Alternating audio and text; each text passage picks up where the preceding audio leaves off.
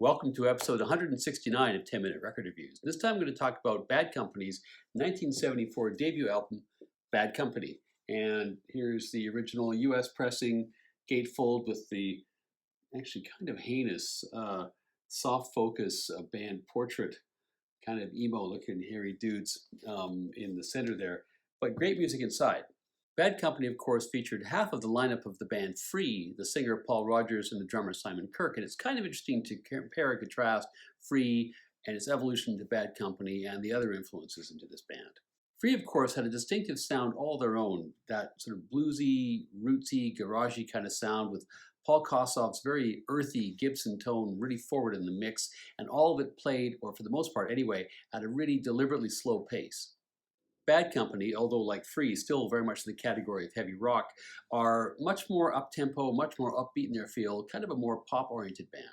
Aside from Paul Rodgers' voice, what I find interesting about the Free to Bad Company comparison is how the guitar tone of the production is really not that dissimilar between Free and Bad Company, despite the fact that you've actually got to change guitarist.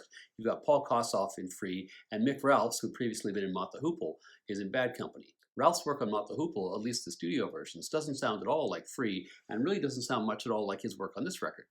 To my ears, and I have to confess that they're a band I personally always struggled to get into. Mott the Hoople started out as a much more riff-oriented band, but they ended up migrating into something which was much more glammy and were heavily influenced, of course, by David Bowie. A lot of that, of course, is down to production choices in the studio, but I think it's pretty clear that Ralph's, at the time he did jump ship from Mott the Hoople to Bad Company, was ready to rock and wanted to connect with a much bluesier sound. So as I mentioned, Rodgers and Kirke had been with Free, who, aside from All Right Now, are pretty much an unknown band these days, which is a shame because there's actually a lot of great stuff in their catalog. Free, of course, has started out really strongly. Their first 4 albums had gone to the top 5 in the UK. After that, of course, the fortunes of the two Pauls kind of diverged. Kossoff fell deeper and deeper into the grip of a drug addiction, while Rodgers was increasingly in demand as a singer because he was just so very talented. And in fact, in 1971, after Jim Morrison died, the Doors wanted to reach out and get him to replace him. Robbie Krieger actually flew to the UK, but they couldn't find Rodgers because he was camping somewhere, and so that reunion or supergroup or whatever never happened. Free broke up for the first time in 1971. Rodgers then forms a group that didn't really go anywhere called Peace, but they did tour with Mott the Hoople, and that is where Rodgers and Ralphs first meet. Free reforms in 1972, in large measure because the other band members wanted to do whatever they could to help Kossoff beat his heroin habit, but it doesn't work and they break up again for good in the summer of 1973. Meanwhile, Mick Ralphs, who's still with Mott the Hoople, is getting increasingly frustrated with the Bowie-esque musical direction of the band. Late in that summer, Rodgers reaches out to Ralphs, they get together and jam, and Ralphs plays Rodgers his early but unrecorded version of Can't Get Enough, which Rodgers loves. Rodgers had also really liked Ready for Love, which was another Mick Ralphs song, which Mott the Hoople had actually recorded on their album All the Young Dudes. And so he says to Ralphs, look, you want to rock, let's rock. You leave Mott the Hoople, let's form our own band, which Ralphs does. They bring in Simon Kirke, who was still looking for a serious gig after the breakup of Free, and then they auditioned for a bassist. They auditioned about 12 guys who finally settled on Boz Burrell, who had been with King Crimson.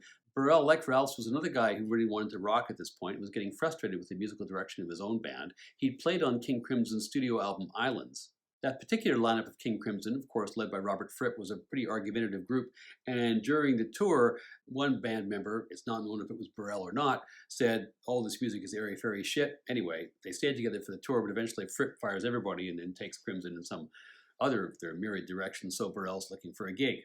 He really clicks with Kirke, they form a tight little rhythm section, and so now the 4-piece lineup is set, so they're looking for a manager. So Rodgers reaches out to Peter Grant, who in 1973 was probably the biggest manager, probably figuratively and literally, on the planet, being of course the manager of Led Zeppelin. And somewhat fortuitously, Led Zeppelin at the time were taking an 18-month break from gigging between July 1973 and January 1975. So Grant actually had some bandwidth and some of his prodigious energy to apply to Bad Company. They hit the ground running, and much to the pleasure of Rodgers, Kirke, and Ralphs, none of whom had tasted much success in the States with their previous bands, they took America by storm in 1974 when they toured. Once the lineup was set, Rodgers and Ralphs began to write songs together. They knew they wanted Can't Get Enough, they knew they wanted Ready for Love, Rodgers already had Rocksteady and The Way I Choose written, and Ralphs also had Moving On, so they were already basically 5 songs to the good. The rest of the album was filled up for the most part with hard-rocking, fairly heavy guitar-oriented tracks. This was clearly a band that was tired of glam and tired of prog. Led Zeppelin had booked Headley Grange, which is this big old former workhouse where they recorded much of the albums Led Zeppelin 3, the Untitled album, Houses of the Holy, and Physical Graffiti. And they had Ronnie Lane's mobile studio set up there, but they were on a bit of a hiatus or a delayed or whatever. Anyway, there were a couple of weeks available. So Grant says to Rogers, look, if you guys hurry, you can get down there, you can record a couple of tracks. They really booted it down, and they actually recorded their entire album in 2 weeks.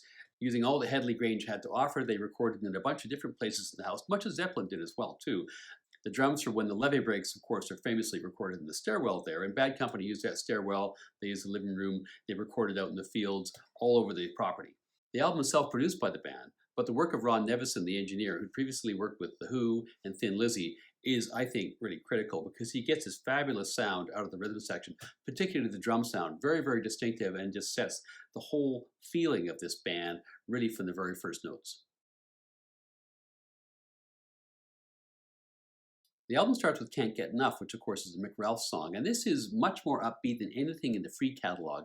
Rogers, however, brings that languid singing style that he had on so many tracks in Free, and the combination between the more upbeat rocking tempo of the song and the vocal style. He amps it up eventually in the tune, but certainly the opening phrases is just kind of electric. Another great thing about this song, and I think about this whole record, is Mick Ralphs' guitar tone, which just cuts right through the air in the room. I think if you're going to be fair, you'd have to say he's probably in the middle rank of 1970s rock guitarists, but there were certain things about Mick Ralphs which are really, really great. One of those is the tone, and I think his rhythm playing too is really up there, is top rank. Next song is Rocksteady, written by Rogers, which I think is a solid album track. It's got a great menacing riff, but I think the lyrics and the vocal melody aren't quite at the same level as that riff.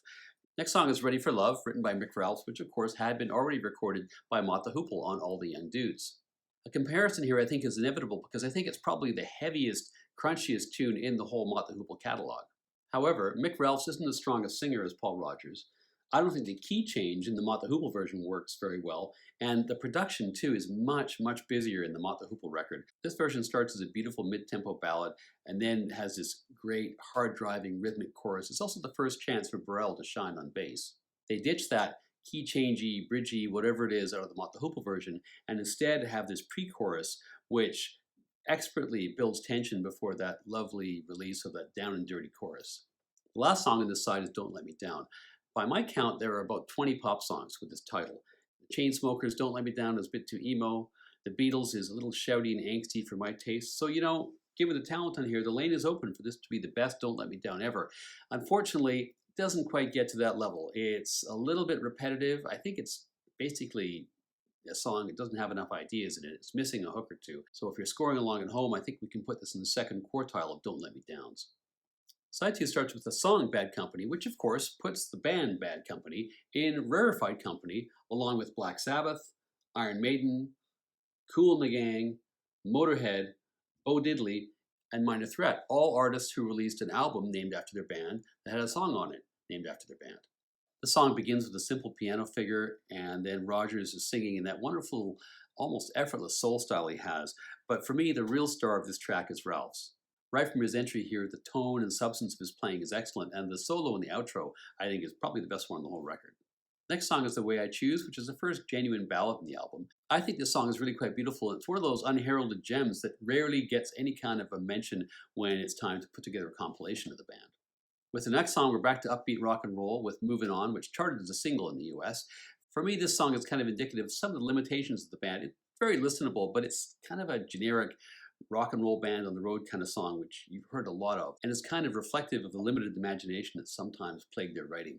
Having said that, the last song on the album is a total switch-up. Written by Ralphs and Rogers, the song is Seagull, but Rogers plays all the instruments in this track. The lyrics are a little bit opaque, but as far as I can tell, it's about nature fleeing the imminent destruction of the earth only to be shot down, so it's kind of bleak, but it does feature some of the very best aspects of Paul Rogers' really quite immense talent, so it's a lovely way to end the record.